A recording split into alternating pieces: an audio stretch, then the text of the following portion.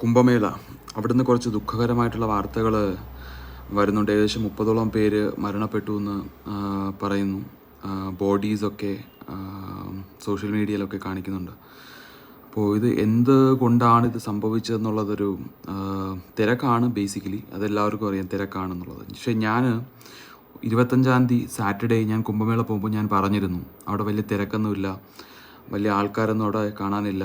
വലിയ ആൾക്കാരെന്ന് പറഞ്ഞാൽ തിരക്കില്ല, ആൾക്കാരുണ്ട്, തിരക്കില്ല. മെയിൻലി ആ റെയിൽവേ സ്റ്റേഷൻ്റെ ഭാഗത്തോ ഗവൺമെൻറ് ബസ് സ്റ്റാൻഡ് ഭാഗത്തോ വലിയ ഈ പറയുന്ന രീതിയിലുള്ള ഒരു തിരക്ക് അവിടെ ഉണ്ടായിരുന്നില്ല. നമുക്ക് നടന്നു പോകാനായിട്ടുള്ള ഓപ്ഷൻസ് ഉണ്ട്, ബൈക്ക് പോകുന്നുണ്ട്, ഓട്ടോസൊക്കെ പോകുന്നുണ്ട്.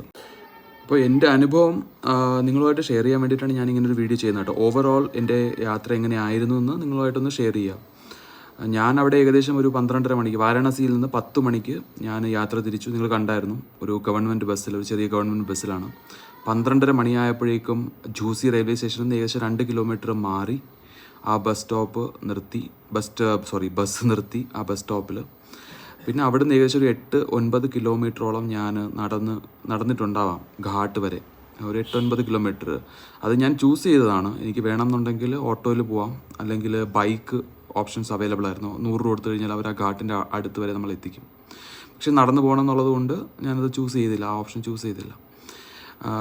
അവിടെ പോയി ഘാട്ടിലെത്തിയപ്പോൾ ഘാട്ടിൻ്റെ ഭാഗത്തായിട്ട് ആൾക്കാരുണ്ടായിരുന്നു. എന്ന് വെച്ചിട്ട് ഈ നിന്ന് തിരിയാൻ പറ്റാത്ത രീതിയിലുള്ള തിരക്കൊന്നും ഉണ്ടായിരുന്നില്ല. നമുക്ക് പോവാം, കുളിക്കാം, തിരിച്ച് കയറി വരാം.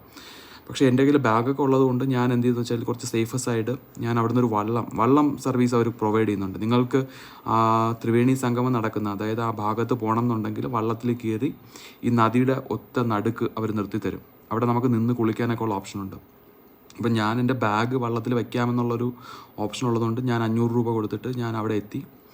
ആ ഭാഗത്തേക്ക് പോയി അവിടെ നിന്ന് കുളിച്ചിട്ട് ആ സമയത്ത് തന്നെ ഞാൻ കുളിച്ച് തിരിച്ച് വീട്ടിൽ വരികയായിരുന്നു. വീടെന്ന് പറഞ്ഞാൽ വാരണാസി വീടല്ല, എൻ്റെ ഹോട്ടൽ അവിടെ ആയിരുന്നു താമസിച്ചത്. അപ്പോൾ അവിടേക്ക് വന്നു. വളരെ സിമ്പിൾ, പോയി കുളിച്ച് തിരിച്ചു വന്നു. അപ്പം ഞാൻ തിരിച്ചു വരുമ്പോൾ ഏകദേശം ഒരു 3-3:30-4 മണി ആയിട്ടുണ്ടാവാം. ഈ റോഡിലെത്തിയപ്പോൾ ഇതൊരു ഏരിയയാണ്, ഈ കുംഭമേള നടക്കുന്ന ഒരു വളരെ വലിയൊരു ഏരിയയാണ്.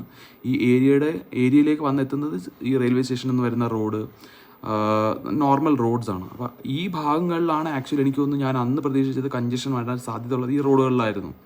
ഞാൻ തിരിച്ചു പോയപ്പോൾ ഈ കഞ്ചഷൻ എനിക്ക് അവിടെ കാണാൻ പറ്റി. പെട്ടെന്ന് എന്തുകൊണ്ട് ഇങ്ങനെ ഒരു ആൾക്കൂട്ടം ഉണ്ടായി എന്ന് പറയാൻ ഉള്ള എൻ്റെ ഒരു അണ്ടർസ്റ്റാൻഡിങ്, എനിക്ക് തോന്നുന്നത് ഇതാവാനാണ് സാധ്യത. അത് പറയാൻ വേണ്ടിയിട്ടാണ് ഞാൻ ആക്ച്വലി ഇങ്ങനെ ഒരു വീഡിയോ ചെയ്യുന്നത്. സാധാരണ ഈ അവിടെയുള്ള ആൾക്കാരൊക്കെ പ്രതീക്ഷിക്കുന്നത് എന്തെന്ന് വെച്ചാൽ വൈകുന്നേരം അവിടെ എത്തി